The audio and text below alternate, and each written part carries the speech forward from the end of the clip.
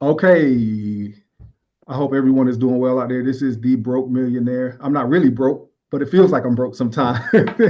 Today, I have a very, very special guest, and I'm really excited about speaking with her. I've been trying to get with you for how long, Rachel? Like 8 months, something like that. I don't know. It's been a minute. It's been a minute, but we finally have her here today. Rachel Hanible is a certified financial educator. She also is the founder of Missing Piece Financial Group, and she has so many other things. She's an author. She's a financial coach. She has so many things going on, and I'm just excited to have her on the platform. Rachel, how are you doing today? I'm unstoppable. How are you? I'm unstoppable as well. I actually like that. I like that term, unstoppable. I see you got it. Tell me why you're unstoppable today. Well, I can't be stopped. I haven't been stopped, so I'll keep saying it until something stops me. But I'm able to live my dreams in the daytime, and so I'm unstoppable. That is awesome. That's good to hear. So, when you talk about living your dreams, what does that consist of? What is living your dreams? I was always taught, and maybe you too, like growing up, that like the people who make a difference don't make money, right? It's like we honor these people just throughout history who have just served the people and made a difference, but like didn't have assets or wealth and didn't have much to pass down. And um, I have been blessed to find this marriage, this perfect marriage between inspiration and information that allows me to be able to literally make a difference and have life changing, life saving work, but also make money doing it. So I'm able to do both, and so man, that's the dream. Wow, that's awesome. So, I like what you just said, and I think me being an educator, there has been a toxic message out there that educators get in it for the outcome and not the income. So it's ingrained in you from the time you get into education that we're supposed to be broke and we're supposed to suffer and we're just in it for the outcome of the students. What do you think about that? Yeah, I mean, it's sad because in a lot of ways, when you look at the numbers, it is true. Like the people who do have the most impact on our children and our society oftentimes are not, in a positive way, I should say, that are really serving on the ground, like with the people are often not compensated for and I guess ultimately they feel like there is no level of check. There is no check that you can give for me doing this or doing that. But I just think that we need to honor our everyday heroes a little bit more. I absolutely agree with you. It's interesting because those fields where we want to go into, that benefit other people like social work, teaching, firefighters, police officers, they aren't often looked at as highly paid fields. So people sometimes shy away and they go into other fields that aren't necessarily as high paying, but yeah, you make some really good points. So why don't you tell me a little bit about your upbringing? Because I believe that we are some of our experiences. So, what made you get into this financial, realm? Well, I grew up in a neighborhood. If you know, and if anyone's heard anything about North Philadelphia, the crime is high and the hope is low. It's something I always say, and it was just really about which kid is poorer than the other kids. Like all the jokes was about financial issues. And I realized we went through all of 12 years of school and no one mentioned anything about like credit and budget and paying these bills and all those things of just like financial freedom. And I'm like, why would that be a thing? Obviously, money is an issue here. Like we should talk about this. And so I just went on to my own journey to become financially free, just to educate myself on like investments and retirement and just certain terms I had never heard of before. Um, and once I began to just educate myself, it was kind of like when you find a good food spot, you just go and start telling everyone. Like I started to see a difference in me saving money, and I just started just going and telling people, and I was just like for 2 whole years just driving to people's houses, people's grandmoms, people's aunties, sitting on the couch, sitting at the dinner table, teaching people how to pull their credit report or how to read this or how to look at their retirement, options that their job is giving them and never explained to them. I was just doing it for free, just driving. People say, go to my sister's house, go to this. Call Rachel, she'll help you. And that was kind of like a thing for a while. And someone was like, you should make this into a business. You should probably start charging. Like my credit is doing incredible thanks to you. And so that's kind of how it started. So, do you remember the age where you became woke when it came to finances? I remember the day because I am coming out for graduation and it's like the big reveal, you come out of graduation and just before we were getting ready to come out, they were cutting our water off. The guy who was coming to cut our water off that day, he saw my mom hanging up the posters in the window to say that it was, congratulations. And he made a deal with my mom. He said, I'm going to tell them that I couldn't for whatever reason cut your water off today. He said, but if you have to pay it before Monday because they're going to send someone else out to cut your water off. And it just was like, man, someone can take away our running water because we don't have enough money. I don't know. That blew my mind just as a young person. Like, I just was like, what? And yeah, so right after graduation, we went straight down to the water department and gave them our graduation money to keep our water on. And I remember that days.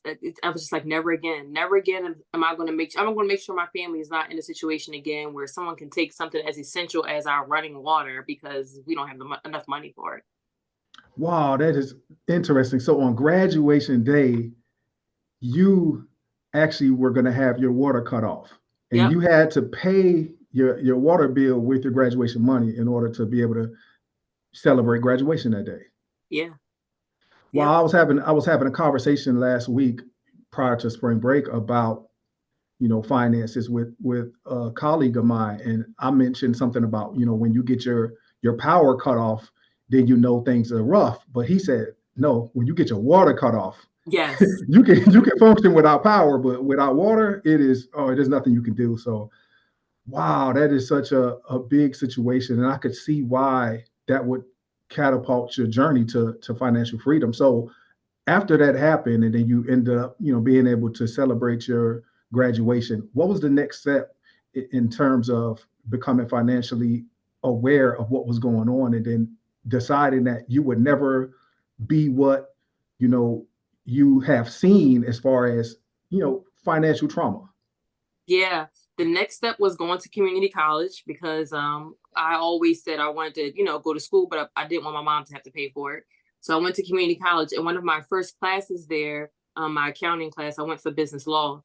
And our teacher made us get a subscription to the Wall Street Journal. I remember this because we were only supposed to get it temporarily for one particular assignment, but I'm the only one who kept the subscription because I would read it like it was like a novel. Like I was just like, what are these? What are stocks? What are retire? Like what are rock? Like it was just they was using words, and I just was so into it. I was so into it, and so I just started to like look up in the dictionary, not Google then, look up in the dictionary like what these words mean, and I just was like, I felt like these people in the Wall Street Journal were like my friends, and they were putting me on game, and I was just like, these people are my mentor. They giving me information, and I just became obsessed with like the money conversations that they were having in the Wall Street Journal. And I kept those papers and I would read it every single week, and just kind of do research. And that's really where I began to just educate myself on just like all these things that I had never heard before. That's interesting because now it is just easy for people to scroll on the internet for 30 minutes to hour, even 5 to 10 hours. Like I don't know if Androids do the same thing, but I know with the iPhone it tells you your screen time, and it Mhm. it it tells you pretty much how long you were on each site. And sometimes I go back and look, I'm like, man, I could have been doing something way more productive. But Yeah. it looked like you were being productive with your time, being the only one that continues your subscription.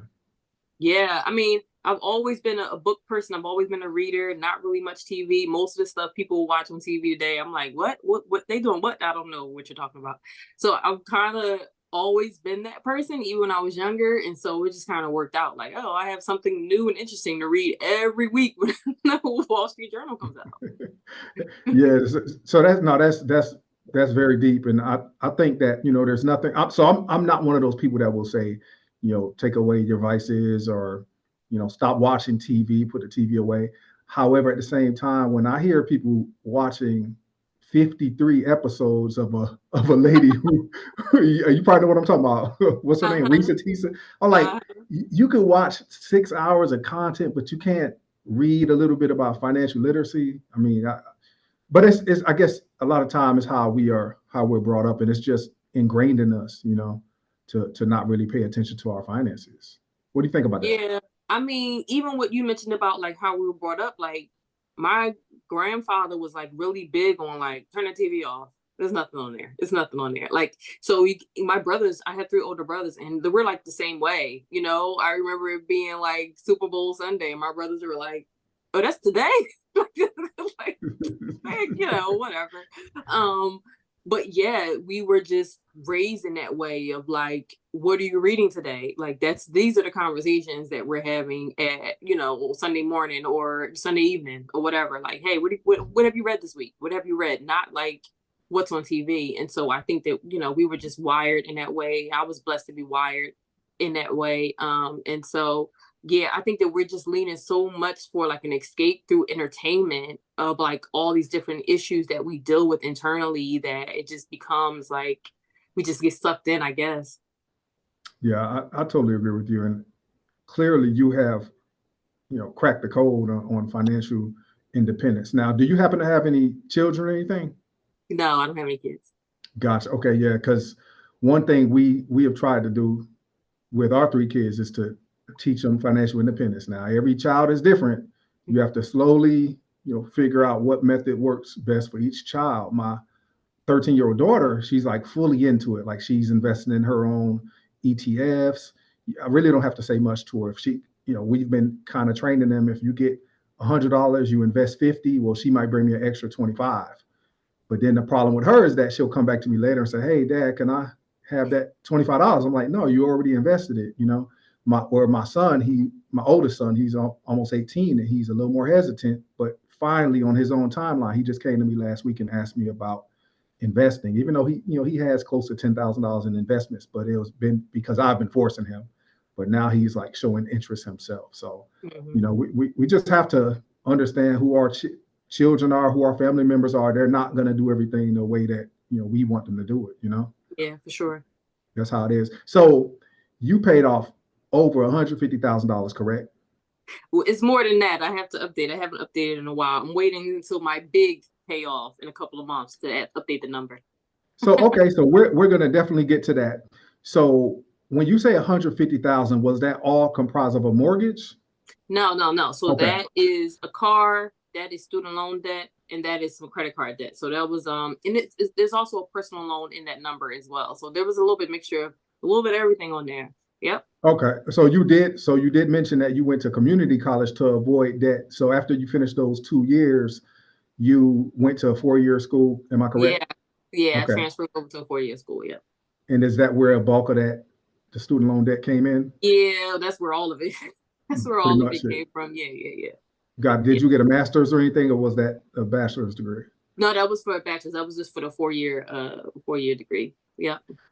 So it is interesting. I do, I know you follow Anthony O'Neill as well, and I know he talks about the debt-free degree, and a lot of people really are 100% against having debt. And sometimes I question, like, how do you, as a 22-year-old, if you don't necessarily have the financial backing of your parents, like a lot of us don't have, unfortunately, how do you go into society, and you have to, you have these, car insurance, you have rent. If you want to get a mortgage, you got to get a mortgage. You might, probably have student loans. How are you supposed to get a car without getting a car loan? Like, speak to us about that. Like, what would your recommendations be for that? Because I trust me, I'm following that method with my kids. We've given them the education, and we would love for them not have any debt. Part of me is trying to wonder, like, how exactly we're going to make that happen without picking up the tab for them. Well, I think that debt for again, I had debt for my first car. Um I had student loan debt, all those things, and I feel like all those things got me to where I am today. I think that if I had an opportunity to do it over, I think that with the information and the tools and the resources I had at the time, I still made the best decision. And um there are going to be some things that's going to be a give and take on your journey to financial freedom, right? Maybe that give and take is you finding a job that you really, really love, but it doesn't really pay, what another job would, right? I mean, I think that we just have to be um we have to make full, knowledge decisions. I think that sometimes when it comes to cars, we just want to go with the car we want, not the one that's reasonable, not the one that makes sense for what we're going to be using it for. We just want to know what it looks like, what it feels like, and this is my dream car. This is it. And so we don't really shop around. We don't really. Same with insurances, right? Like kids just go to whatever their parents had. That may not even be the best for your parents anymore. If they've had the same insurance for 20 years, they should shop around. Right. Absolutely. So I think that as long as we are weighing out our options and as long as we create a plan for how, okay, I'm taking on this debt, but I do have a plan of how I'm going to pay for it. And it's not gonna, I'm not going to be house poor. Or I'm not going to be car poor. I think that it's fine. If you need to take on some debt to get ahead, that's fine too. I agree with you 100%. I was once of the camp, of course, I was the Dave Ramsey camp, and I loathe debt. I hate debt. However, at the same time, particularly post pandemic, where inflation has been at an all time high, and then you have the car prices that have risen so high. I think that if you absolutely need to buy a reliable car to get from point A to point B, listen, you got to get to work, and if you have to take out a $20,000 loan, if you can find something decent for around that range, and you pledge to pay it off at your earliest convenience and then drive it for the next 10, 15 years, I don't see anything wrong with that. I really don't. Yeah, and for a lot of my clients, and even I'm a mentor for teenage girls or even girls who are in college or coming out of college, I'm saying my most important thing to you is safety. It may be cheaper for you to get an apartment in a particular neighborhood, but that's not safe. You know what I mean? So you might need to pay $100 extra to live over here in this place where it's well lit. There's more security. There's more whatever. And the same when it comes to cars. Like, yeah, you can not have a car, but every time I turn around, you're fixing it. You're stuck on the side of the road. You're this, you're that. So it's kind of like, again, weighing all pieces of the puzzle and not just the one that you care about right now. I agree with you. It sounds like you're kind of like me as far as gray area. I mean, I don't believe in black and white in finances. That's why it's personal finance. Every situation is different. Every situation is unique. I figure even with my next car, there's probably a chance I'll go get a 24-month loan and just pay it off in maybe 12 months. Who knows? But I might. I'm not the biggest fan of just paying cash for a car anyway. People think that you get the best deal by letting the dealership know you're paying cash, when it's actually the opposite. Because I sold cars, and I understand that they want to believe that you're financing for 72 or 84 months in order for you to get the best rebates up front. Yeah, I think when it comes to the car, that's the only thing for me personally. I'm never had a car loan again. I paid my first car off 13 years ago, and I've paid cash. My brand new car that I purchased that had 3 miles on it was fresh. I bought it all cash because I don't know. I think that's kind of like the only thing for me personally. It is black and white. I do not want another car loan. So and I can definitely respect that. I mean, it's been ingrained in us, like, get a car loan, and now they're pushing those things out. If I'm not mistaken, I think I've seen is it 96 months? I don't know. Whatever 8 times 12 is, I think that's 96 month loan. I was like, that is just absolutely crazy. But yeah. if you think about it, like, for some people, it's all they can afford. But like you said, do you have to just lower your expectations and get a reliable Kia rather than get that $70,000 Lexus? Yeah. Only your financial situation. So Right. well, obviously you have really, really good credit in addition to having quite a bit of assets as well. Tell me about your credit journey, and what made you so aware to having good credit. So I've had a perfect credit score. I've had 850 for over a year. I've held on to it, which is weird because you're told it can't happen. The system is against us, right? And then you're told, well, if you do get a perfect score, it'll be so fast, you better screenshot it, right? That's what I've been told. I'm like, oh, that's interesting. I've had it for over a year. One of my main things when I started those journeys of being on people's couches and going to people's, dining rooms and sitting down was that I kept hearing that's not for us. We don't know anyone who has had a good credit. We don't know anyone who's debt free. We don't know anyone. And I just was like, you know what? The only way to respond to this is to be that person. so that these people can no longer say, we don't know anyone. We don't think it's possible because we've never met anyone. And so my journey to having perfect credit score was literally just so I can show people that it's possible. And so I used to, when I started my journey, I used to do 90-day updates on social media where I would post what my credit score was live every 90 days, regardless if I lost a couple points or I didn't gain any points at all or whatever. And so I had done that for years. So there are people who have watched me go like inch up to the 850. And there's been like a lesson in that to say, like, this is a marathon. You know what I mean? This is really a marathon. But again, it's worth it to be an example because my financial curriculum is for kids and it starts for ages 3. And the biggest thing for kids is to say, it's possible, here's proof. And when I show those teenagers or when I show those young people, when I pull out my credit score live for them or pull it up on the screen live for them and they see it, you can see the difference in their eyes. And so it makes it all worth it. Yeah, that's awesome. And you're also debunking a myth. I know that it has been taught out there that a FICO score is like an I love debt score. And you are proving that you can be debt free, even with just a mortgage and have a great credit score. Yeah. Because a credit score really is an indication of how well you pay back your obligations. Correct. And that's what you're doing. You're paying back your obligations in a timely manner. And push come to shove, if you need to go out there and get another loan, you'll get the absolute best rates on that loan. So it's no downside to having a good credit score unless you use that good credit score to just run up your debt, which some people do because they figure it's low interest debt. I might as well just get as much as I can on what they call it, OPM. But we got to be smart with it. So tell me about the mortgage. What's up with that? I think people want to hear that story. You have an unbelievable mortgage story about an early payoff. I think 22 years early. 22 years early. So in the next few months, I have not shared the exact date. I do have a date in mind. I'll tell you behind the scenes.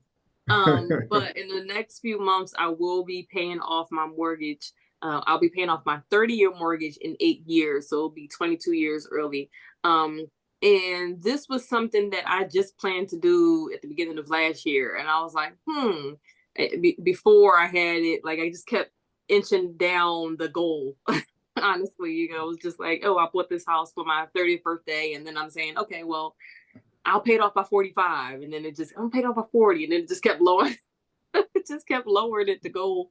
And so I'm really excited to be literally completely debt free, paying off my mortgage in a few months. And I promise, I've been documenting my journey because those myths that go with that as well. I feel like when you turn it on social media, people, the gurus are saying like, hey, move back in with your mom or stop drinking your coffee every day, or like these drastic things you have to do, like no fun for 5 years and you'll be wealthy, right? And it's just like, I've been documenting my journey because I didn't downsize anything. I didn't sell anything. I didn't stop having fun. I didn't, I still go, do certain things, but it was just really about, is there any extra and what can I do with the extra and how can I increase what's coming in and be very intentional about where I'm putting it. And so I'm really excited to be able to release and to talk about that journey for sure. Hey, that is incredible. So it sounds like you got the mortgage around 30 and your original plan was, so had you paid the amortization schedule off as scheduled, you'd be around 60, but you wanted to really pay it off as a 15-year around 45, but then you kept moving it up. So now you should be done around 38, correct? Yep. That's right incredible. Before my 38th birthday. Yep.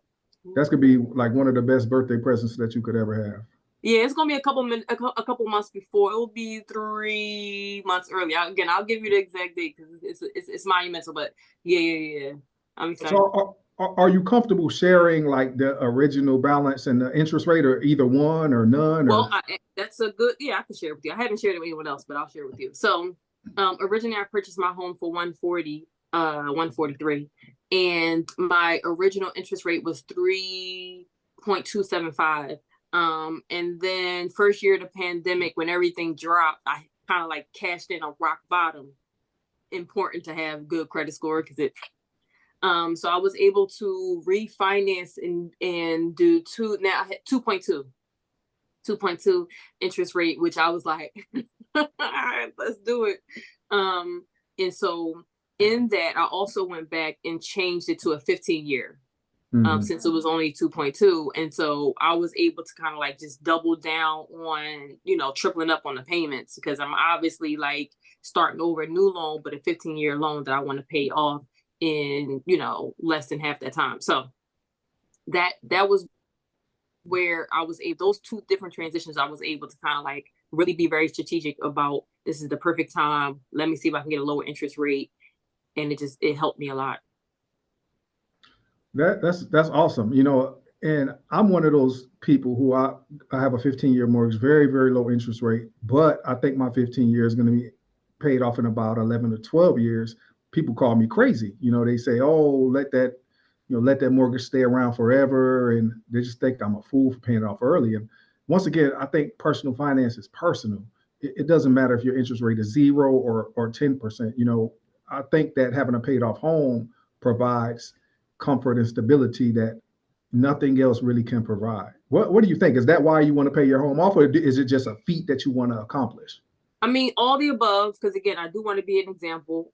Most people, even the agents, real estate agents will tell you, most people never pay off their mortgage, right? They pass it down, not while they're alive. They don't pay off their mortgage, right? Or they just roll it over to a new home or whatever. So I want to be an example of that. One thing I know for sure I'm going to need till the day I die is someplace to live. So let me just go ahead and secure that. Yeah. I don't know what these markets are going to do. I don't know what my job is going to do. I don't know what my business is going to do. What I know for sure I'm going to need is a roof. And so let me make sure that is secure. And that's one less thing, a huge, big thing that I don't have to worry about for a long period of time. And the value of my home has actually almost doubled in the meantime. So here we are. It's like that investment is like instant. You know what I mean? Like not having to pay debt. If you haven't lived rent free, or if you haven't lived for free or mortgage free, it's just I can't sympathize. you know. Yeah, absolutely. So, and obviously, besides the interest, I'm sorry, the insurance and property taxes, you're going to have that principal and interest that now you can reallocate towards yourself and not to the Yeah. bank. Yeah. So, what's your plan with that? Are you? So I'm already a private investor for small Black owned businesses in my city, and I really enjoy doing that. And so I want to continue to do that on a larger scale, to be able to for people who do have, there's a lot of people who have great ideas and gifts and talents. They just don't have the money to open up their storefront or whatever it may be. And so I want to be able to invest back into the community in that way and continue to do that. Um, and a little bit of more, some fun, some more traveling, some things like that, but and even some more property, some more real estate. But I at this point it's like the sky's the limit at this point. There's so much I can do with that. Yeah. So, you correct me if I'm wrong. When you become financially independent, you pay your debt off, and you have this extra pile of cash sitting around, is that somewhat like buying your freedom? Is that what you equate it to? Yeah, absolutely. Okay. Yeah, yeah, All yeah, right.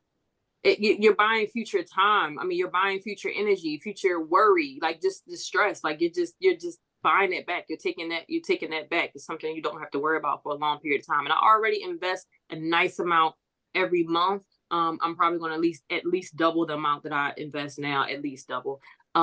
So I am going to be still setting myself up for the future, but it's not just money going to be sitting in just cash is in the corner. But yeah, man, not having to worry about that. Yeah. They're So, great. as an esteemed money coach, what kind of investments do you have? Like, are you into index funds, ETFs, individual stocks? How does your portfolio look? All the above. Yeah, REITs. I got it. I have You got REITs? everything. Yeah, yeah, yeah, yeah, yeah. All the Hey, above.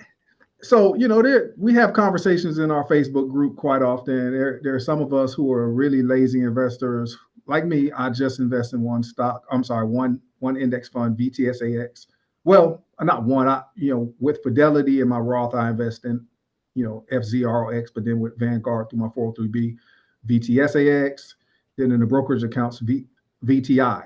So a lot of people say, even though it's like 3,700 to 4,000 stocks within that particular fund, you still might be too not sophisticated enough. What do you think about that? Do you think that just a total stock market Uh, fund is enough? yes, come on, like come on, all of those different, because I have all that you mentioned already, and I have a 401k, not a 403b, and I have a Roth and brokerage, everything else you mentioned. Man, it's still doing great. I bet you those numbers, the returns on those numbers are great because I see them too. So I think that there's balance there. There's the whole reason why those funds were created. Those funds were created because they're like diversification inside the fund. You know what I mean? Yeah, definitely. And the thing I like about the total stock market fund as opposed to the S&P 500 fund is just that the total stock market fund catches those smaller companies that shoot their way up to the top. And at the same time, I guess you lose a little bit of your return by all of the dogs that are at the bottom that don't make their way to the top. Whereas the S&P 500 never get those particular companies until they get a little higher to the top. So I mean, those both of those funds are top heavy. A lot of the tech stocks, they're in both of those. They're very very heavy in both of those funds anyway. So I just think that for people who are just starting out or people who just want sophistication I'm sorry, simplicity, I think those are, you can't really beat those. Yeah, and we all want to be lazy with something. So why not? Like the boring, that's where the wealth is. Like you talk about boring stocks, that's where the wealth is. That's where the money is. Boring Yeah, investors. I like it. I totally agree with you. And I think a lot of time when we try to get too sophisticated, that's when we end up getting scammed. We end up going to TikTok or Instagram and we see these individuals, I'm not gonna name any names, but individuals who are selling particular courses who don't have the proof of what they've been doing. And Right. I've seen so many stories of people who are even athletes who waste millions upon millions of dollars on these scams. And it's like, man, had you just put your money in a money market account, you would have been better off than where you are now. But I was thinking that when you were talking earlier, even about the little dogs at the bottom, that I think that social media kind of took away the predictability of that. Like, because we can have a story to come out tomorrow that one of those little dogs at the bottom literally will shoot to the top, like, and or somebody who's at the top, you can have a scandal, a situation, or whatever, right? And so I think that it's just so easy now to kind of think like people think that the old school people think they can still predict it like back in the day. It was like, we have social media. That literally yeah, changes our world when it comes to investing. oh, absolutely. And let me also tell you, like, when the crypto craze just came out, I was invested in crypto, but by the time you end up getting a lot of getting notification of a new crypto, everybody knows. So it's already at the top of the market, you know? So I was like, oh. So it's like, oh, I'm too late to the game. Other people probably heard of this early on. So by the time you hear about it, it's too late. And, Yeah, then you go all in on it. Now you're out of money. So, yeah, yeah. but hey, Rachel, this has been absolutely amazing. I've had such a really good time speaking with you, about your journey. If you want to give one piece of advice to anybody who may be seeing you for the first time, what would that advice be? That peace is always worth it. Um, Comfort, health, peace, these things are always worth it. And we think that we ultimately they are priceless, but there are things where money can buy those three things. I've seen those situations in my 11 years of being a personal finance coach. Money can buy you some comfort, money can buy you some peace, and money can buy you a little bit more time, a little bit healthier way of living. And so everything else we can kind of look cute on the journey, but the ultimate thing, the reason why I named my company Missing Peace, PEACE, is the goal is to get people closer to peace. How can you sleep better tonight? How can you sleep better tomorrow night? And that is my ultimate goal for you all. So that would be my give for you. That is awesome. And how can people find you? On Instagram, I'm at pep talks _ giving out money tips. And on Facebook, I'm giving out money tips too every week. Rachael Hanible on Facebook. And my website is rachaelhanible.com, RACHAEL Hanible. If you want to request a one-on-one session or have me come out and do a group class with your kids or your adults or whoever, I will be there. Awesome. This has been awesome, and I really look forward to seeing a video or something about your mortgage payoff. I'm definitely looking forward to that. Thank you. Thank you, ladies and gentlemen. Rachael Hanible, please go check her out. Thank you.